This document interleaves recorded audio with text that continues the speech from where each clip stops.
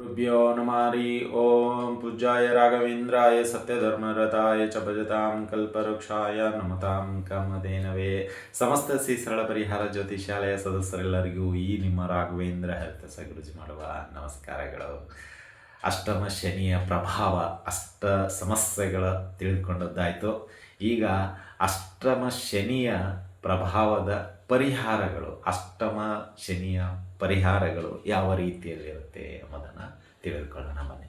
ಸಂಕ್ಷಿಪ್ತವಾಗಿ ಹೇಳೋದಾದರೆ, ನಿಮಗೆ ಈ ಅಷ್ಟಮ ಶನಿಯ ಪ್ರಭಾವ ಯಾವ ರೀತಿ ಇತ್ತು, ಯಾವ ಸಮಸ್ಯೆಗಳು ನಮಗೆ ಬಲವಾಗಿ ಕಾಡ್ತಾ ಇತ್ತು ಅಂತ ಹೇಳೋದಾದರೆ, ಮೊದಲನೆಯದಾಗಿ ಆರ್ಥಿಕ, 2 ಆರೋಗ್ಯ, 3 ಕೌಟುಂಬಿಕ, 4 ಗಂಡ ಹೆಂಡತಿ, 5 ಉದ್ಯೋಗ, 6 ಕಾನೂನು ತೊಂದರೆಗಳು, 7 ಸ್ನೇಹಿತರುಗಳು, 8 ಮಾನಸಿಕ ಒತ್ತಡಗಳು. ಈ ರೀತಿಯಲ್ಲಿ ನಾವು ಮಾಡಿರ್ತಕ್ಕಂಥ ಈ 8 ಸಮಸ್ಯೆಗಳು ನಿಮಗೆ ಅಷ್ಟಮ ಶನಿಯಲ್ಲಿ ಬಲವಾಗಿ ಕಾಡುವಂಥದ್ದಾಗತ್ತೆ ಅಂತ ನಾವು ಹೇಳಿದ್ದೀವಿ. ಇನ್ನು ಈಗ ಈ ಅಷ್ಟಮ ಶನಿಗೆ ಪರಿಹಾರ ಅಂತ 8 ಪರಿಹಾರಗಳನ್ನು ಮಾಡಿದ್ದೀವಿ. ಅದೇ ರೀತಿಯಾಗಿ 8 ಸಮಸ್ಯೆಗಳಿಗೆ 8 ಪರಿಹಾರ, ಅಥವಾ ಓವರಾಲ್ ಆಗಿ ಈ 2.5 ವರ್ಷಗಳ ಕಾಲ ನೀವು ಈ ಪರಿಹಾರಗಳನ್ನು ಮಾಡಿಕೊಂಡದ್ದೇ ಆದಲ್ಲಿ, ಅಂದರೆ ಈಗ ಮಾರ್ಚ್ 29, 2025ರಲ್ಲಿ ಪ್ರಾರಂಭ ಆಗಿರತಕ್ಕಂತಹ ನಿಮಗೆ ಅಷ್ಟಮ ಶನಿ ಸಿಂಹರಾಶಿಯವರಿಗೆ ಜೂನ್ 3, 2027ರವರೆಗೂ ಈ ಸಮಸ್ಯೆಗಳು ನಿಮಗೆ ಕಾಡ್ತಾ ಇರುತ್ತೆ. ಈ ನಾವು ಪಟ್ಟಿ ಮಾಡಿರ್ತಕ್ಕಂಥ ಸಮಸ್ಯೆಗಳು, ಆರ್ಥಿಕ, ಆರೋಗ್ಯ, ಮನಸ್ತಾಪ, ಉದ್ಯೋಗ, ಅಥವಾ ನಿಮ್ಮದೇ ಆದಂಥ ಕೆಲವು ವೈಯಕ್ತಿಕ ಸಮಸ್ಯೆಗಳು, ಮತ್ತು ಮಗದೊಂದು, ಅಥವಾ ನಾವು ಪಟ್ಟಿ ಮಾಡಿರ್ತಕ್ಕಂಥ 8 ಸಮಸ್ಯೆಗಳಾಗಿರ್ಬೋದು, ಯಾವುದಾದ್ರೂ ಒಂದು ಟಾಪ್ ಪ್ರಿಯಾರಿಟಿಯಲ್ಲಿ ನಿಮಗೆ ಬಂದು ಈಗ ನಾವು ಮಾಡಿರ್ತಕ್ಕಂಥ 8 ಅಂಶಗಳು ಕ್ರಮಬದ್ಧವಾಗಿರ್ಬೇಕಂತೇನಿಲ್ಲ. ಅದು ಹೆಚ್ಚು ಕಡಿಮೆ ಆಗ್ಬೋದು, ಮೇಲೆ ತೆಳಗೆ, ಮತ್ತೆ ಮೇಲೆ ತೆಳಗೆ, ಈ ರೀತಿಯಲ್ಲಿ ಒಟ್ಟಿನಲ್ಲಿ ಆ 8 ಸಮಸ್ಯೆಗಳು ನಿಮ್ಗೆ ಬಲವಾಗಿ ಕಾಡುತ್ತೆ ಅಷ್ಟೆ. ಅದಕ್ಕೆ ಪರಿಹಾರಗಳಂತ ಮೊದಲನೇ ಒಂದು ಅಷ್ಟಮ ಶನಿಗೆ ಅಷ್ಟ ಪರಿಹಾರಗಳಲ್ಲಿ ಮೊದಲನೆಯ ಪರಿಹಾರ ಅಂದರೆ ಸತ್ಯವಾಗಿ ನುಡಿಯೋದು. ನೀವು ಎಷ್ಟು ಕ್ಲಾರಿಟಿಯಿಂದ ಇರ್ತೀರೋ ಅಷ್ಟು ಉತ್ತಮ. ನೀವು ಅವರು ಬರ್ತೀನಿ ಅಂತ ಹೇಳಿದಾಗ, ಇಲ್ಲ ನಾವು ಊರಲ್ಲಿ ಇಲ್ಲ, ನಾನು ಮಂಗಳೂರಲ್ಲಿದ್ದೀನಿ ಅಂತ ಹೇಳ್ತೀರ. ಒಂದು ಫೋನಲ್ಲಿ ಹೇಳ್ಬೋದು, ನೀವು ಇಲ್ಲ ಅಂತಲ್ಲ, ಒಂದು ದುಡ್ಡಿಗೋಸ್ಕರ ಕೇಳಿರ್ಬೋದು, ಅಥವಾ ಇನ್ನೊಂದೇನೋ ಒಂದು ವಿಷಯಕ್ಕೆ ಕೇಳಿರ್ತಾನೆ ಅವನು. ಸೊ ಅವಾಗ ನೀವು ಇಲ್ಲ ನಾವು ಊರಲ್ಲಿಲ್ಲ, ನಾನು ಮಂಗಳೂರಲ್ಲಿದ್ದೀನಿ ಅಂತ ಹೇಳ್ತೀರ. ಶನಿಗೆ ಕೋಪ ಬಂದುಬಿಡ್ತಾನೆ, ಇಲ್ಲಿದ್ದು ಮಂಗಳೂರಲ್ಲಿ ಅಂತ ನಾನು ಮಾಡ್ತೀನಿ ಅಂಥೇಳಿ ನೀವು ಫೋನ್ ಹಿಂಗೆ ಕಟ್ ಮಾಡಿರ್ತೀರ. ಅಲ್ಲಿ ಯಾರೋ ನೋಡಿಬಿಟ್ಟಿರ್ತಾನೆ ನಿಮ್ಮನ್ನು. ಅವನು ಟೀ ಕುಡಿದೋ ಏನೋ ಬಂದು ನಿಂತಿರ್ತಾನೆ, ಅಲ್ಲಿ ನೋಡಿರ್ತಾನೆ. ಅವನು ಇದಕ್ಕಿದ್ದಂಗೆ ಹೊರಟೋಗಿ ನಿಮಗೆ ಯಾರು ನೀವು ಫೋನ್ ಮಾಡಿರ್ತಾನೋ ಅವನ ಹತ್ರ ಹೋಗಿರ್ತಾನೆ. ಅವನಿಗೇನಂತೂ ಗೊತ್ತಿಲ್ಲ, ಅವನಿಗೆ ಹೋಗಿ ಮೀಟ್ ಮಾಡ್ತಾನೆ. ಅಲ್ಲ, ಅವನು ತುಂಬ ಒದ್ದಾಡ್ತಾ ಇರ್ತಾನೆ. ಅವನು ಆ ಕಡೆ ಈ ಕಡೆ ಈ ಆಪ್ರೇಷನ್ ಥಿಯೇಟ್ರಲ್ಲಿ ಓಡಾಡ್ತಾ ಇರ್ತಾನೆ. ಹಂಗೆ ಅವನು ಒಂದು ಕಡೆ ನಿಂತಿರೋದಿಲ್ಲ. ಅವನು ಏನಾಯ್ತು ಅಂತ ಅವ ಕೇಳ್ತಾನೆ. ಇಲ್ಲ ಕಣ, ಅವನು ಉಮೇಶ ಯಾಕೋ ಫೋನ್ ಮಾಡಿದರೆ ನಾನು ಊರಲ್ಲಿಲ್ಲ, ಮಂಗಳೂರಲ್ಲಿದ್ದೀನಿ, ಈಗ ಬರಲಿಕ್ಕಾಗಲ್ಲ ಅಂತಿದ್ದಾನೆ, ಅಥವಾ ನಾನು ಕೊಡಲಿಕ್ಕಾಗಲ್ಲ ಅಂತ. ಮಂಗಳೂರಲ್ಲಿದ್ದಾನೆ? ಯಾವಾಗ ಹೇಳಿದ? ಈಗ ಕಣ, ಒಂದು 10 ನಿಮಿಷ ಆಯಿತು ಅಂತೆ. ಹೌದಾ? ಇಲ್ಲ, ನಾನೇ ಈಗ ಟೀ ಕುಡಿದು ಬಂದೆ, ನನ್ನ ಎದುರಿಗೆ ಅಲ್ಲೇ ಕೂತ್ಕೊಂಡಿದ್ದ ಅಂತ ಹೇಳ್ತಾನೆ. ನೀವು ಅವನ ಗಮನ ಕೊಟ್ಟಿರಲ್ಲ. ಇಲ್ಲೇನು ಮಾಡ್ತಾನೆ, ಹೌದಾ ನಡಿ ಹೋಗೋಣ ಅಂತೇಳಿ ಹೋಗ್ತಾನೆ. ಈಗ ಅಲ್ಲಿ ನೀವು ಅಲ್ಲೇ ಇರ್ತೀರ ನೀವು ಮಾತ್ರ. ಅವಾಗ ಇವನು ಬಂದ ತಕ್ಷಣ ನಿಮಗೆ ಶಾಕು. ಅಲ್ಲೇ ಯಾವಾಗ ಬಂದೆ ಮಂಗಳೂರಿಂದ ಅಂತ ಅಪಹಾಸ್ಯ ಮಾಡಿಬಿಡ್ತಾನೆ. ಅಂದರೆ ಲಾಕ್ ಈ ರೀತಿ ನಿಮಗೆ ಮಾಡಿಸ್ಬಿಡ್ತಾನೆ ಶನಿ. ಅಂದರೆ ನಾವು ಹೇಳೋದಿಷ್ಟೇ, ಸತ್ಯವಾಗಿರಿ, ಆದಷ್ಟು ಸತ್ಯದ ಕಡೆಗೆ ಇರಿ ಅಷ್ಟೇ, ಇನ್ನೇನು ಮಾಡಲಿಕ್ಕಾಗಲ್ಲ.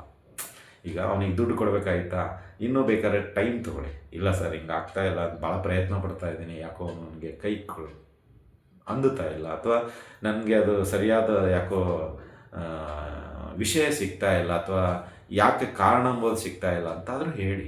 ಅಥವಾ ನೀವು ಬನ್ನಿ ನನ್ನ ಜೊತೆಗೆ, ಬೇಕಾದ್ರೆ ನಿಮಗೆ ಗೊತ್ತಾಗುತ್ತೆ ಅಂತ ಕೇಳಿ ಅವ್ನು ಕರ್ಕೊಂಡು ಹೋಗಿ, ಅವನಿಗೂ ಗೊತ್ತಾಗಲಿ ಏನಂತ. ಬ್ಯಾಂಕಲ್ಲಿ ಈಗ 7 ವರ್ಕಿಂಗ್ ಡೇಸ್ ಅಂತ ಇದೆ. ಒಂದು ಲೋನು ಪ್ರೊಸೆಸಿಂಗ್ ಆಗಬೇಕಂದ್ರೆ 7 ವರ್ಕಿಂಗ್ ಡೇಸ್, ಅಂದರೆ ನಿಮಗೆ ಅಟ್ಲೀಸ್ಟ್ ಒಂದು 15 ಡೇಸ್ ಅಂತ ಹೇಳಿದೆ. ಎಲ್ಲರೂ ಹೇಳ್ತಾರೆ 3 to 4 ಡೇಸು, 5 ಡೇಸು, 5 ಡೇಸ್. ಇಲ್ಲ, ಅದು ಯಾವುದೇ ಆದಂಥ ಪ್ರೊಸೆಸಿಂಗ್ ಭಾಳ ಇದೆ. ಅದು ನಿಮ್ಮದು ಡಾಕ್ಯುಮೆಂಟ್ ವೆರಿಫಿಕೇಷನ್ ಆಗಬೇಕು. ವೆರಿಫಿಕೇಷನ್ ಆದ ತಕ್ಷಣ ನಿಮ್ಮ ಎಂಪ್ಲಾಯ್ ವೆರಿಫಿಕೇಷನ್ ಆಗಬೇಕು. ಎಂಪ್ಲಾಯ್ ವೆರಿಫಿಕೇಷನ್ ಆದ ತಕ್ಷಣ ಸ್ಯಾಲ್ರಿ ವೆರಿಫಿಕೇಷನ್ ಆಗಬೇಕು. ಸ್ಯಾಲ್ರಿ ವೆರಿಫಿಕೇಷನ್ ಆದ ತಕ್ಷಣ ಕ್ರೆಡಿಟ್ ವೆರಿಫಿಕೇಷನ್ ಆಗಬೇಕು. ಕ್ರೆಡಿಟ್ ವೆರಿಫಿಕೇಷನ್ ಆದ ತಕ್ಷಣ ನಿಮ್ಮದೇ ಆದಂಥ ಅಡ್ರೆಸ್ ಇರುತ್ತಲ್ಲ ಅದು ವೆರಿಫಿಕೇಷನ್ ಆಗಬೇಕು. ತುಂಬ ಪ್ರೊಸೆಸಿಂಗ್ ಇದೆ. ಒಂದೊಂದು ಡೇ ಒಂದೊಂದು ಇರುತ್ತೆ. ಸೊ ಅದಕ್ಕಾಗಿ 7 ವರ್ಕಿಂಗ್ ಡೇಸ್ ಅಂತ ಇದೆ. ಅದರಲ್ಲಿ ಪಬ್ಲಿಕ್ ಹಾಲಿಡೇಗಳು, ಸಂಡೇ, ಮಂಡೇ, ಏನೇನೋ ಹಾಲಿಡೇಗಳು ಬರ್ತವೆ, ಅವೆಲ್ಲ ಸೇರಿದರೆ 15 ಡೇಸ್ ಹಿಡಿಯುತ್ತೆ. 15 to 20 ಡೇಸ್ ಒಂದು ಪರ್ಸ್ನಲ್ ಲೋನ್ ಬರಲಿಕ್ಕೆ. ಏನೋ ತುಂಬ ಆತ್ಮೀಯರು ಅಥವಾ ಮ್ಯಾನೇಜರ್ ಪರಿಚಯ ಹಾಗೆ ಈಗ ಅಂದರೆ ಅಟ್ಲೀಸ್ಟ್ 5 ಡೇಸ್ ಬೇಕೇ ಬೇಕು. ಅದೇ ಬ್ಯಾಂಕಲ್ಲಿ ನಿಮ್ಮದು ಸ್ಯಾಲ್ರಿ ಅಕೌಂಟ್ ಬರ್ತಾಯಿತ್ತು ಅಂದರೆ ಇನ್ನೂ ಸುಲಭ. ಒಂದು ವೇಳೆ ಸ್ಯಾಲ್ರಿ ಅಕೌಂಟ್ ಬೇರೆ ನೀವು ಬೇರೆ ಬ್ಯಾಂಕಲ್ಲಿ ಅಪ್ಲೈ ಮಾಡಿದರೆ ಅದು ಟೈಮ್ ತೊಗೊಳುತ್ತೆ. ಸೊ ಅವನಿಗದು ವಿಷಯ ಗೊತ್ತಿಲ್ಲ. ಸೊ ಗೊತ್ತು ಮಾಡಿಸ್ಬೇಕು. ಅವಾಗೇನಾಗುತ್ತೆ, ನಿಮ್ಮ ಬಗ್ಗೆ ನಂಬಿಕೆ ಬರುತ್ತೆ. ನೀವು ಈ ರೀತಿ ನಾನು ಮಂಗಳೂರಲ್ಲಿದ್ದೀನಿ ಹಾಗೆ ಹೀಗೆ ಅಂದರೆ ಈ ರೀತಿ ಲಾಕ್ ಮಾಡಿಸ್ಬಿಡ್ತಾರೆ. ಸೊ ಅದಕ್ಕೆ ಆದಷ್ಟು ಸತ್ಯವಾಗಿರಿ. ಇದು ಒಂದು ಎಕ್ಸಾಂಪಲ್ ಹೇಳಿದ್ದೀನಿ. ಇದೇ ರೀತಿ ಯಾವುದೇ ಸಮಸ್ಯೆ ಇರಲಿ ಆದಷ್ಟು ನಿಯರ್ ಆಗಿರಿ. ಯಾಕೆಂದರೆ ಶನಿಗೆ ಸುಳ್ಳು ಹೇಳೋದಂದರೆ ಆಗೋದಿಲ್ಲ. ನೀವೆಷ್ಟು ಸುಳ್ಳು ಹೇಳ್ತೀರೋ ಆ ದಿನ, ಆ ಕ್ಷಣ, ಆ ಗಂಟೆ ಅಷ್ಟೇ ಬಚಾವಾಗ್ಬೋದು. ಮರುದಿನ ಮಾತ್ರ ಇದ್ರದ್ದು ಡಬಲ್ ಲಾಕ್ ಆಗಿಬಿಡ್ತೀರ, ತಪ್ಪಿಸ್ಕೊಳ್ಳೋಕ್ಕೆ ಸಾಧ್ಯನೇ ಇಲ್ಲ. ಹಾಗಾಗಿ ಅಷ್ಟಮ ಶನಿಯಲ್ಲಿರ್ತಕ್ಕಂಥ ಸಿಂಹ ರಾಶಿಯವರಿಗೆ ನಾವು ಮೊದಲನೇ ಪ್ರಿಯಾರಿಟಿ ಇಷ್ಟೇ, ಸತ್ಯವಾಗಿ ಇರಿ, ಸತ್ಯವಾಗಿ ನುಡೀರಿ. ಒಂದು ಸ್ವಲ್ಪ ಬಿಸಿ ಆಗ್ಬೋದು ಅಥವಾ ಏನಂತೀರ ಸ್ವಲ್ಪ ಪರಿಣಾಮ ನಿಮಗೆ ಬೀಳ್ಬೋದು, ಇಲ್ಲ ಅಂತ ನಾನು ಹೇಳಲ್ಲ. ಬಟ್ ಅದು ಶಾಶ್ವತವಾಗಿ ನಿಮಗೆ ಒಂಥರ ಏನಂತೀರಿ ಬುದ್ಧಿ ಚುರುಕಾಗಿ ಮಾಡಿಸುತ್ತೆ. ಹಾಗೂ ನೆಮ್ಮದಿ ಇರುವಂಗೆ ನೋಡ್ಕೊಳತ್ತೆ. ಈ ಸುಳ್ಳು ಹೇಳೋದ್ರಿಂದ ಏನಾಗುತ್ತೆ, ನೆಮ್ಮದಿ ಹಾಳಾಗ್ಬಿಡುತ್ತೆ. ಒಂಥರ ಏನೋ ಕಸಿವಿಸಿ, ಮನಸ್ಸಿಗೆ ಬೇಜಾರು, ನಿಮಗೆ ಊಟನೂ ರುಚಿ ಆಗಲ್ಲ, ಎಲ್ಲ ತೊಂದರೆನೇ ತೊಂದರೆ. ಹಾಗಾಗಿ ನಾವು ಹೇಳೋದಿಷ್ಟೇ, ಸತ್ಯವಾಗಿ ನುಡೀರಿ, ಆದಷ್ಟು ಸತ್ಯವಾಗಿರಿ, ನಿಯರೆಸ್ಟ್ ಆಗಿರಿ. ಏನೂ ಆಗೋದಿಲ್ಲ. ಆ ಒಂದು ಕ್ಷಣ ದುಃಖ ಅನಿಸ್ಬೋದು, ಬಟ್ ನಿಮಗೆ ಒಂದಿಷ್ಟು ಉಸಿರಾಡಲಿಕ್ಕೆ ಸಮಯ ಸಿಗುತ್ತೆ ಅನ್ನೋದು ನಮ್ಮ ಮನೋಭಾವನೆ. ಇನ್ನು ಅಷ್ಟಮ ಶನಿಗೆ 2ನೇ ಪರಿಹಾರ ಅಂತ ಹೇಳೋದಾದರೆ, ನಿಮ್ಮ ಅನ್ನದಾನ ಮಾಡಿ. ನಿಮ್ಗೆ ಯಾವಾಗ ಅನುಕೂಲ ಆಗುತ್ತೆ ಆವಾಗ ಅನ್ನದಾನ ಮಾಡಿ. ಬಡವರಿಗೆ ಮಾಡಿ, ಅಂಗವಿಕಲರಿಗೆ ಮಾಡಿ, ಹಿರಿಯ ಜೀವಿಗೆ ಮಾಡಿ, ಅಥವಾ ನಿಮ್ಮ ಸ್ನೇಹಿತರಿಗೆ ಮಾಡಿ, ಅಥವಾ ಬ್ರಾಹ್ಮಣರಿಗೆ ದವಸ ಧಾನ್ಯಗಳನ್ನು ದಾನವಾಗಿ ನೀಡಿ. ನಿಮಗೆ ಎಷ್ಟು ಕೊಡಬೇಕು ಅನಿಸುತ್ತೆ ಅಷ್ಟು ಅನ್ನದಾನ ಮಾಡಿ. ಪ್ರತಿ ಶನಿವಾರ ಆದರೂ ಮಾಡಿ, ಪ್ರತಿ ತಿಂಗಳಿಗಾದರೂ ಮಾಡಿ, ಅಥವಾ ಪ್ರತಿದಿನ ನಿಮಗೊಬ್ಬರಿಗಾದರೂ ಊಟ ಕೊಡಿಸಿ. ಅನ್ನದಾನ ಭಾಳ ಶ್ರೇಷ್ಠ. ಶನಿ ಅದನ್ನೇ ಕಾಯ್ತಾ ಇರ್ತಾನೆ. ನಿನ್ನ ಕಷ್ಟದಲ್ಲಿ ನೀ ಏನು ಮಾಡ್ತೀಯ ಇನ್ನೊಬ್ಬರಿಗೆ. ಆರ್ಥಿಕ ಸಹಾಯ ಅಂತೂ ಕಷ್ಟ ಇದೆ, ಯಾಕಂದ್ರೆ ನೀವೇ ಒಬ್ಬರ ಹತ್ರ ಸಾಲ ತೊಗೊಳ್ತಾ ಇದ್ದೀರ. ಸೊ ಹಾಗಾಗಿ ನಾವು ಹೇಳೋದಿಷ್ಟೇ, ಇಲ್ಲಿ ನೀವೇನು ಮಾಡಿ ಅಂದರೆ 50 ರೂಪಾಯಿ ಆಗುತ್ತೆ ಅಂದ್ಕೊಳ್ಳಿ, ಒಂದು ಊಟ ಕೊಟ್ಬಿಡಿ, ಯಾರಿಗೆ ಅನುಕೂಲ ಆಗುತ್ತೆ. ಇಲ್ಲ ಬ್ರಾಹ್ಮಣರಿಗೆ ಏನಾದರೂ ಕೊಡಬೇಕಂದ್ರೆ ದವಸ ಧಾನ್ಯಗಳು ಕೊಡಿ. ಅಕ್ಕಿ, ಬೆಲ್ಲ, ಬೇಳೆಕಾಳುಗಳು, ದವಸ ಧಾನ್ಯ ಅಂದರೆ ಅದೇ. ಇಲ್ಲ ನಾವು ದಕ್ಷಿಣೆ ಕೊಡ್ತೀವಿ, ದಕ್ಷಿಣೆ ಕೊಟ್ಟರೆ ಒಪ್ಪಲ್ಲ ಇಲ್ಲಿ ಶನಿ. ದಕ್ಷಿಣೆ ಬೇರೆ. ನೀವು ಅವರಿಗೆ ಏನು ಉಪಯೋಗಕ್ಕೆ ಬರಬೇಕು ಊಟ, ಅದಕ್ಕೆ ಹೇಳ್ತಾರೆ. ಅವ್ರು ನೀವು ಮಾಡಿರೋ ಅಡುಗೆ ಸ್ವೀಕಾರ ಮಾಡೋದಿಲ್ಲ ಬ್ರಾಹ್ಮಣರು. ಅದಕ್ಕೆ ಈ ಅಕ್ಕಿ, ಗೋಧಿ, ಬೆಲ್ಲ, ಹುಣಸೆಹಣ್ಣು, ರವೆ, ಬೇಳೆಕಾಳುಗಳು ಏನಾದರೂ ಕೊಡಿ, ದವಸ ಧಾನ್ಯ. ಸೊ ಅನ್ನದಾನ. ಅದೇ ರೀತಿ ಬಡವರಿಗೆ ಊಟ, ಸ್ನೇಹಿತರಿಗೆ ಊಟ, ಅಥವಾ ಹಸಿವೆ ಅಂತ ತುಂಬ ಭಿಕ್ಷೆ ಬೇಡ್ತಾ ಇರ್ತಾರೆ, ಊಟ ದುಡ್ಡು ಕೊಡಬೇಡಿ, ಊಟ ಕೊಡಿಸಿ ಅವರಿಗೆ. ಇಲ್ಲ ನಾನು ಈಗನೂ ಊಟ ಮಾಡಿ ಮತ್ತು ಊಟಕ್ಕಂತ ಯಾಕೆ ಕೇಳ್ತೀಯ ಅಂತ ವಾದ ಏನು ಕೇಳಿಕ್ಕೆ ಹೋಗ್ಬೇಡಿ. ನಿಮ್ಮ ಜಾಗ ನೀವು ಮಾಡಿ ಅಷ್ಟೇ. ವಾದ ಕೇಳಿದ್ರೆ ನಿಮ್ಮ ಮರ್ಯಾದೆ ಹೊರಟೋಗುತ್ತೆ. ನೀವು ದಾನ ಮಾಡಬೇಕಾ ಮಾಡಿ, ಇಲ್ಲ ಸುಮ್ಮನೆ ಇಟ್ಬಿಡಿ. ಆದರೆ ತೆಗಳಿಕ್ಕೆ ಹೋಗಬೇಡಿ ದಯವಿಟ್ಟು. ಇಷ್ಟೇ. ಒಂದು ಸತ್ಯವಾಗಿರಿ. 2ನೇದ್ದು ಪರಿಹಾರ ಅಂದರೆ ಅನ್ನದಾನ. ನೀವು ಯಾರಿಗಾದರೂ ಮಾಡಿ, ಅವಶ್ಯಕತೆ ಇರೋರಿಗೆ ಮಾಡಿ ಅಷ್ಟೇ. ತುಂಬ ಹೊಟ್ಟೆ ತುಂಬಿದವನು ಕೊಟ್ಟರೆ ಅವನು ಊಟ ಮಾಡೋ ಚೆಲ್ಲಿಬಿಡ್ತಾನೆ. ಅಲ್ಲಿ ಶನಿ ಮತ್ತೆ ಕೋಪ ಬಂದುಬಿಡುತ್ತೆ.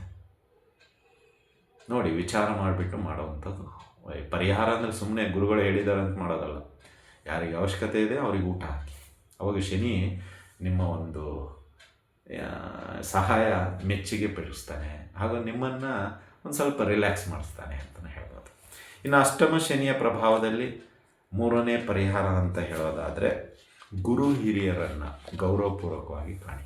ಅಂದರೆ ಮನೆಯಲ್ಲಿರ್ತಕ್ಕಂಥ ತಂದೆ ತಾಯಿ, ಅಜ್ಜ ಅಜ್ಜಿ, ಅತ್ತೆ ಮಾವ, ಅಥವಾ ಗುರುವಿನ ಸ್ಥಾನದಲ್ಲಿರ್ತಕ್ಕಂಥ ವ್ಯಕ್ತಿ, ಅಥವಾ ನಿಮಗಿಂತ ದೊಡ್ಡವರು ಇರುವಂತಹ ವ್ಯಕ್ತಿತ್ವ ಇರುವಂಥವ್ರು, ಅವರನ್ನು ನೀವು ಗೌರವದಿಂದ ಕಾಣಿ.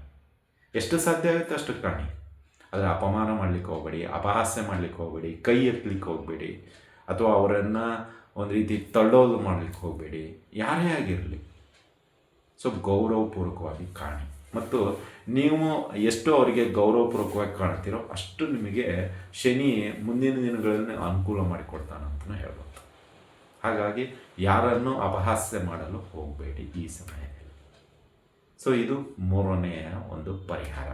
ಇನ್ನು ನಾಲ್ಕನೇ ಪರಿಹಾರ ಅಂತ ಹೇಳೋದಾದರೆ, ಶನಿ ದೇವಸ್ಥಾನದಲ್ಲಿ ಯಾವುದಾದ್ರೂ ಒಂದು ಕೆಲಸ ಮಾಡಿ. ಕಸ ಗುಡಿಸೋದು, ಶನಿ ವಸ್ತ್ರ ಮಾಡಿಸೋದು, ಶನಿಗೆ ಸಂಬಂಧಪಟ್ಟಂಥ ಪದಾರ್ಥಗಳನ್ನು ತಂದು ಕೊಡೋದು, ಹೂವು ಕಟ್ಟೋದು, ತೆಂಗಿನಕಾಯಿ ಒಡೆದು ಕೊಡೋದು, ಅಥವಾ ಪ್ರಸಾದ ಡಿಸ್ಟ್ರಿಬ್ಯೂಟ್ ಮಾಡೋದು, ಅಥವಾ ಶನಿಗೆ ವಸ್ತ್ರಗಳನ್ನು ಒಗೆದು ಹಾರಾಕೋದು, ಅಥವಾ ಶನಿಗೆ ಸಂಬಂಧಪಟ್ಟಂಥ ಅಭಿಷೇಕಕ್ಕೆ ಸೇವೆಗೆ ಅರೇಂಜ್ ಮಾಡುವಂಥದ್ದು, ಅಥವಾ ಈ ಕ್ಯೂ ಸಿಸ್ಟಮ್ ಮಾಡುವಂಥದ್ದು, ಅಥವಾ ಶನಿಗೆ ಸಂಬಂಧಪಟ್ಟಿರ್ತಕ್ಕಂತಹ ಒಂದಿಷ್ಟು ಸೇವೆಗಳನ್ನು ಪಟ್ಟಿ ಮಾಡಿ ಕೊಡುವಂಥದ್ದು, ಅಥವಾ ಸೇವೆಗಳ ಹೆಸರುಗಳನ್ನು ಬರೆಯುವಂಥದ್ದು, ಅಥವಾ ಸೇವಾರ್ಥಗಳಿಗೆ ಪಂಚಾಮೃತ ಸೇವೆಯನ್ನು ಮಾಡಿಸಿದವರಿಗೆ ಪಂಚಾಮೃತ ಕೊಡುವಂಥದ್ದು. ನಿಮಗೆ ಏನು ಮಾಡಬೇಕು ಅನಿಸುತ್ತೆ ಆ ದೇವಸ್ಥಾನದಲ್ಲಿ ವಾಲಂಟಿಯರ್ ಆಗಿ ಆ ಕೆಲಸ ಮಾಡಿ. ಇದರಿಂದ ಏನಾಗುತ್ತೆ ಅಂದರೆ ಶನಿ ಖುಷಿ ಪಡ್ತಾನೆ, ಓ ಪರವಾಗಿಲ್ಲ, ಏನೋ ಬದಲಾವಣೆ ಮಾಡ್ಕೊಳ್ತಾ ಇದ್ದಾನೆ, ತುಂಬ ಸಂತೋಷ. ನೀವು ಅದು 2027 ಜೂನ್ 3ರವರೆಗೂ ಇದು ಕಂಟಿನ್ಯೂ ಆಗಬೇಕು. ನಾವು ಬರೀ ಗುರುಗಳು ಈ ತಿಂಗಳು ಹೇಳಿದಾರಂತಲ್ಲ, ಪ್ರತಿ ಶನಿವಾರ ಹೋಗಿ ಶನಿ ದೇವಸ್ಥಾನದಲ್ಲಿ ಏನು ಸಾಧ್ಯ ಆಗುತ್ತೆ ಅದನ್ನು ಸೇವೆ ಮಾಡಿ.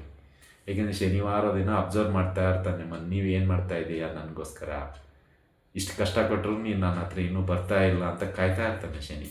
ಹಾಗಾಗಿ ಶನಿವಾರ ದಿನ ಎಷ್ಟೇ ಕಷ್ಟ ಇದ್ದರೂ ಶನಿ ದೇವಸ್ಥಾನಕ್ಕೆ ಹೋಗಿ ಹಿಂದಿನ ದಿನವೇ ಬೇಕಾದ್ರೆ ಪುರೋಹಿತರ ಹತ್ರ ಮಾತಾಡಿ, ನಾನು ಏನಾದರೂ ಸೇವೆ ಮಾಡ್ಬೋದಾ ಗುರುಗಳೇ ನಾಳೆ ಬಂದು ಅಂತ ಕೇಳಿ. ಒಂದಿನ ರಜೆ ಹಾಕಿ ತೊಂದರೆ ಇಲ್ಲ, ಆ ಇಡೀ ದಿನ ಬೆಳಗ್ಗೆ 6ರಿಂದ ಸಾಯಂಕಾಲ 6 ಗಂಟೆವರೆಗಾದರೂ ಸೇವೆ ಮಾಡಿ. ಇದರಿಂದ ಶನಿ ನಿಮ್ಮ ಏನು ಹಿಡಿದಿರುತ್ತಲ್ಲ ಸಮಸ್ಯೆಗಳು ಒಂದೊಂದಾಗಿ ಅವನು ಬಗೆಹರಿಸ್ತಾನೆ ಅಂತಲೇ ಹೇಳ್ಬೋದು. ಇದು 4ನೆಯ ಪರಿಹಾರ. ಇನ್ನು ಅದೇ ರೀತಿ 5ನೇ ಪರಿಹಾರ ಅಂತ ಹೇಳೋದಾದರೆ, ನಿತ್ಯ ಮನೆಯಲ್ಲಿ ಬೆಳಗಿನ ಜಾವ 108 ಸತ ಓಂ ಶನೇಶ್ವರಾಯ ನಮಃ ಅಂತ ಪಠಣೆ ಮಾಡಿ. ಓಂ ಶನೇಶ್ವರಾಯ ನಮಃ ಅಥವಾ ಶನಿಗೆ ಸಂಬಂಧಪಟ್ಟಂಥ ಇನ್ನಿತರ ಸ್ತೋತ್ರಗಳು ಪಠಣೆ ಮಾಡಿ, ಅಥವಾ ಬರೀರಿ 108 ಸಲ, ದಿನಾ 108 ಸತ ಓಂ ಶನೇಶ್ವರಾಯ ನಮಃ. ಇದರಿಂದ ಏನಾಗುತ್ತೆ ಅಂದರೆ ಏಕಾಗ್ರತೆ ಬರುತ್ತೆ, ಮನಸ್ಸು ಒತ್ತಡದಿಂತಿದ್ರೆ ಅದು ನಿಧಾನಗತಿಯಲ್ಲಿ ಒಂದು ಕಂಟ್ರೋಲಿಗೆ ಬರುವಂಥದ್ದಾಗುತ್ತೆ ಅಂತ ಹೇಳೋದು. ಇದು 5ನೇ ಪರಿಹಾರ. ಇನ್ನು 6ನೇ ಪರಿಹಾರ ಅಂತ ಹೇಳಿದ್ರೆ, ನಿಮ್ಮ ಮನಸ್ಸು ತುಂಬ ಕಂಟ್ರೋಲ್ ಸಿಗ್ತಾ ಇಲ್ಲ, ಎಲ್ಲೆಲ್ಲೋ ಹೋಗ್ತಾ ಇದೆ, ಏನೇನೋ ಆಗ್ತಾ ಇದೆ, ಯಾವುದು ಮಾತು ಕೇಳ್ತಾ ಇಲ್ಲ, ಏನು ಮಾಡಿದ್ರೂ ಫಲ ಸಿಗ್ತಾ ಇಲ್ಲ ಅಂದರೆ ಹನುಮಾನ್ ಚಾಲೀಸನ್ನು ಪಠಣೆ ಮಾಡಿ. ಹನುಮಾನ್ ಚಾಲೀಸ್ ನಿಮಗೆ ಏನು ಮಾಡುತ್ತಂದರೆ ಸೆಲ್ಫ್ ಕಾನ್ಫಿಡೆನ್ಸು ಕೊಡುತ್ತೆ. 2ನೇದ್ದು ನಿಮಗೆ ವಿಚಾರ ಮಾಡುವಂತಹ ಪ್ರವೃತ್ತಿ ಕೊಡುತ್ತೆ. 3ನೇದ್ದು ಅದರ ಜೊತೆ ಇನ್ವಾಲ್ವ್ ಆಗುವಂಗೆ ಮಾಡುತ್ತೆ. ಇಷ್ಟು ಅನುಕೂಲತೆ ಹನುಮಾನ್ ಚಾಲೀಸಲ್ಲಿ ಸಿಗುವಂಥದ್ದಾಗುತ್ತೆ.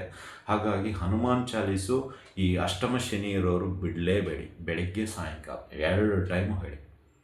ಸ್ನಾನ ಆದ ನಂತರ ನಿಮ್ಮ ನಿತ್ಯ ಕರ್ಮಾನುಷ್ಠಾನ ಏನಿದೆ ಎಲ್ಲ ಮುಗಿಸ್ಕೊಳ್ಳಿ. ಒಂದು ಅರ್ಧ ತಾಸಾಗುತ್ತೆ, ಕೂತ್ಕೊಳ್ಳಿ, ನಿಧಾನಾಗಿ ಹೇಳಿ. ಸುಮ್ಮನೆ ಗುರುಗಳು ಹೇಳಿದ್ದಾರೆ ಅಂತ ತಪ್ಪಾಗಿ ಫಾಸ್ಟಾಗಿ 5 ನಿಮಿಷದಲ್ಲಿ 10 ನಿಮಿಷ ಮುಗಿದ ನಾನು ಹೇಳಿಬಿಟ್ಟೆ ಅಂತ ಹೋದರೆ ಅದು ಯಾವುದೂ ಇಲ್ಲ. ಅದಕ್ಕಿಂತ ಹೇಳೋದೇ ಇರೋದೇ ಉತ್ತಮ. ಆತುರದಲ್ಲಿ ಬೇಡ.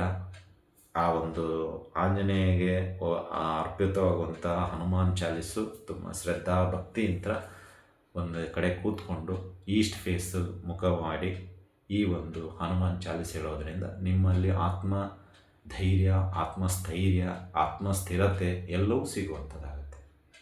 ನೋಡಿ, 1 ತಿಂಗಳು ಪ್ರಯತ್ನ ಮಾಡಿ ನೋಡಿ, ಬದಲಾವಣೆ ನಿಮ್ಮಲ್ಲೇ ಕಾಣುತ್ತೆ. ಅದನ್ನು ಕಂಟಿನ್ಯೂ ಮಾಡಿದರೆ ತುಂಬ ಉತ್ತಮ. ದಿನ ಹನುಮಾನ್ ಚಾಲೀಸ್ ಹೇಳಿದರೆ ನಿಮ್ಮಲ್ಲಿ ಮುಖದಲ್ಲಿ ತೇಜಸ್ ಬರುತ್ತೆ. ಒಂಥರ ಏನೋ ಮುದ್ದು ಮುಖ ಅಂತೀವಿ, ಅಂದರೆ ಮುಗ್ಧತೆ ಅಂತ ಕೊಟ್ಟಿರುತ್ತೆ. ಅದಕ್ಕೆ ಇನ್ನೋಸೆಂಟ್ ಅಂತಿರಲ್ಲ, ಆ ರೀತಿ. ಅದಕ್ಕೇನು ಗೊತ್ತಿರಲ್ಲ, ಆ ರೀತಿ ನಿಮ್ಮಲ್ಲಿ ಪ್ರಭಾವ ಬೀರುವಂಥದ್ದಾಗುತ್ತೆ ಹನುಮಾನ್ ಚಾಲೀಸಿಂದ ಅಂತ. ಇನ್ನು 7ನೇ ಪರಿಹಾರ, ಅಷ್ಟಮ ಶನಿ ಪ್ರಭಾವದಲ್ಲಿ 7ನೇ ಪರಿಹಾರ ಅಂತ ಹೇಳೋದಾದರೆ ದಾನಗಳು. ಅಲ್ಲಿ ಅನ್ನದಾನ ಮಾಡಿದ್ದೀರ ಅಷ್ಟೇ, ಇಲ್ಲಿ ದಾನಗಳು ಅಂತ ಹೇಳೋದಾದರೆ ಇಲ್ಲಿ ಕರಿ ಎಳ್ಳು. ಶನಿಗೆ ತುಂಬ ಪ್ರಿಯವಾಗಿರತಕ್ಕಂಥದ್ದೇ ಕರಿ ಎಳ್ಳು. ಎಳ್ಳು ಬತ್ತಿ ಅಂತ ನೋಡಿರ್ತೀರ ನೀವು.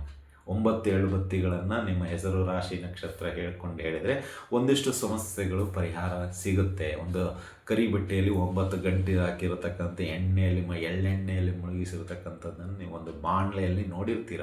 ಶನಿವಾರ ದಿನ ಎಲ್ಲ ಬೆಂಕಿ ಅಂಟಿಕೊಂಡಿರುತ್ತೆ, ಅದೇ ಎಳ್ಳು ಬತ್ತಿ. ಸೊ ಈ ಒಂದು ದಾನ ಏನು ಮಾಡಬೇಕಂದ್ರೆ 1 kg ಮಿನಿಮಮ್ 1 kg ಕರಿ ಎಳ್ಳನ್ನು ನೀವು ಶನಿ ದೇವಸ್ಥಾನಕ್ಕೆ ದಾನವಾಗಿ ನೀಡಿ. ಯಾಕಂದರೆ ಎಳ್ಳು ಸಾಮಾನ್ಯವಾಗಿ ಬ್ರಾಹ್ಮಣರು ತಗೊಳ್ಳಲ್ಲ, ದಾನ ಮಾಡಬೇಕು ಆ್ಯಕ್ಚುಲಿ. ಬಟ್ ಬ್ರಾಹ್ಮಣರು ನೀವು ಕೊಟ್ಟಿರ್ತಕ್ಕಂಥ ಎಳ್ಳು ಉಪಯೋಗ ಮಾಡೋದ್ರೆ ತುಂಬ ಉತ್ತಮ. ಉಪಯೋಗ ಮಾಡದಿದ್ದರೆ ಆ ಬ್ರಾಹ್ಮಣಿಗೆ ಕಾಡುತ್ತೆ ಆ ಸಮಸ್ಯೆ, ಶನಿ ಅಲ್ಲಿ ತಗೊಳಕ್ಕೆ ಬಂದ್ಬಿಡ್ತಾನೆ. ಸೊ ಹಾಗಾಗಿ ಅದಕ್ಕೆ ಬ್ರಾಹ್ಮಣರು ಇಸ್ಕೊಳ್ಳಲ್ಲ. ಕೆಲವು ಈ ಕರಿ ಎಳ್ಳು, ಉಪ್ಪು, ಎಳ್ಳೆಣ್ಣೆ, ಎಣ್ಣೆನೂ ಇಸ್ಕೊಳ್ಳಲ್ಲ. ಸಾಮಾನ್ಯವಾಗಿ ತುಪ್ಪ ಇಸ್ಕೊಳ್ತಾರೆ ಬೇಕಾದ್ರೆ, ಎಣ್ಣೆನೂ ತಗೊಳ್ಳಲ್ಲ. ಯಾಕೆಂದರೆ ಅವೆಲ್ಲ ಶನಿಗೆ ಸಂಬಂಧಪಟ್ಟಂಥದ್ದು. ಹಾಗಾಗಿ ಇಲ್ಲಿ ನೀವೇನು ಮಾಡಿ, ಶನಿ ದೇವಸ್ಥಾನಕ್ಕೆ ಈ ಕರಿ ಎಳ್ಳನ್ನು 1 kg ಕೊಟ್ಬಿಡಿ. 1 ಪಾಕೆಟ್ ಎಳ್ಳೆಣ್ಣೆ, 1 kg ಕರಿ ಎಳ್ಳು, ಇದನ್ನು ದೇವಸ್ಥಾನಕ್ಕೆ ದಾನವಾಗಿ ನೀಡಿ. ಅವರು ಅಲ್ಲಿ ಆ ಒಂದು ತೈಲಾಭಿಷೇಕ ಸೇವದಲ್ಲಿ ಆಗಿರ್ಬೋದು, ಅಥವಾ ಈ ದೀಪ ಅಂಥೇಳಿ ಎಳ್ಬತ್ತಿ ಅಂತ ಹೇಳ್ತೀವಿ, ಅದಕ್ಕೆ ಉಪಯೋಗ ಮಾಡುವಂಥದ್ದು ದೇವಸ್ಥಾನದಿಂದ ಮಾಡ್ತಾ ಇರ್ತಾರೆ. ಸೊ ಅದು ಮಾಡಲಿಕ್ಕೆ ಅನುಕೂಲ ಆಗುತ್ತೆ. ಸೊ ಆವಾಗ ಶನಿ ನಿಮಗೆ ತೃಪ್ತಿ ಕೊಡುವ, ನನಗೋಸ್ಕರ 1 kg ಕರಿ ಎಳ್ಳು ಎಣ್ಣೆ ಕೊಟ್ಟಿದ್ದಾನೆ, ಒಳ್ಳೆಯದಾಗಲಿ ಅವನಿಗೆ, ಮುಂದೆ ನೋಡೋಣ ಇನ್ನೂ ಏನಾದರೂ ಬದಲಾವಣೆ ಮಾಡ್ಕೊಳ್ತಾನೆ ಅಂತ ಶನಿ ನಿಮಗೆ ಸ್ವಲ್ಪ ಫ್ರೀಯಾಗಿ ಬಿಡ್ತಾನೆ ಅಂತ ಹೇಳೋದು. ಅಂದರೆ ದಾನಗಳಲ್ಲಿ ಕರಿ ಎಳ್ಳು, ಕರಿ ಬಟ್ಟೆ, ಎಳ್ಳೆಣ್ಣೆ, ಈ 3 ದಾನವಾಗಿ ನೀಡಿ.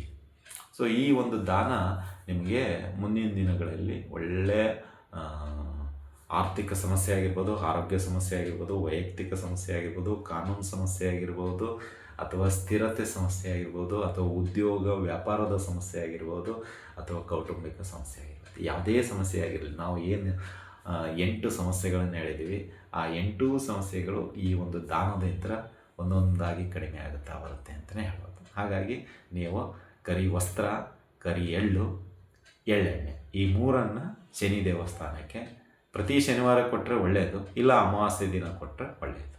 ನೋಡಿ, ನಿಮಗೆ ಆಗಂತ ಸಾಲ ಮಾಡಿಕೊಳ್ಳಿಕ್ಕೆ ಹೋಗ್ಬೇಡಿ ದಯವಿಟ್ಟು. ನಿಮ್ಗೆ ಎಷ್ಟಾಗುತ್ತೋ ಅಷ್ಟು ಕೊಡಿ. ಒಂದು ವೇಳೆ ನನಗೆ ಇವು 3 ಕೊಡಲಿಕ್ಕಾಗಲಿಲ್ಲ ಅಂದರೆ ಅಟ್ಲೀಸ್ಟ್ 1 kg ಎಳ್ಳಾದರೂ ಕೊಡಿ. ಸುಮ್ಮನೆ ಒಂದು ಪಾಕೆಟು 100 ಗ್ರಾಮು, 50 ಗ್ರಾಮು, 10 ಗ್ರಾಮು, ಅಥವಾ ಏನಂತೀರ 1/4 kg ಕೊಡ್ಲಿಕ್ಕೆ ಹೋಗಬೇಡಿ. ಕೊಟ್ಟರೆ ಈಗ ಸಮಸ್ಯೆ ಇಷ್ಟಿದೆ, ನೀವು 1 ಸ್ಪೂನ್ದಷ್ಟು ಕೊಟ್ಟರೆ ಎಲ್ಲಿ ಆಗುತ್ತೆ, ನೀವೇ ವಿಚಾರ ಮಾಡಿ. ಈಗ ಹಸಿವೆ ಆಗಿದವ್ರು 10 ಜನ ಇದ್ದಾರೆ, ನೀವು ಅಡುಗೆ ಮಾಡಿರೋದು ಒಬ್ಬರಿಗೆ ಅಂತೇಳಿ ಈ 9 ಜನಕ್ಕೆ ಹೇಗೆ ಕೊಡ್ತೀರಾ?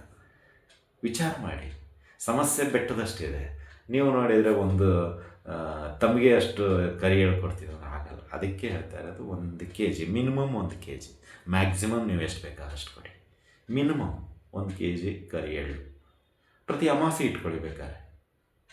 ಪ್ರತಿ ಅಮಾವಾಸ್ಯೆ ದಿನ ಕರಿ ಎಳ್ಳು, ಈಗ ನಾಳೆ 23ನೇ ತಾರೀಕಿದೆ, ಬೇಕಾದ್ರೆ 23ನೇ ತಾರೀಕು 1 kg ಕರಿ ಎಳ್ಳು, 1 ಲೀಟ್ರ್ ಎಳ್ಳೆಣ್ಣೆ, 1 ಕರಿ ವಸ್ತ್ರ ಕೊಟ್ಟು ದಾನ ಮಾಡಿ.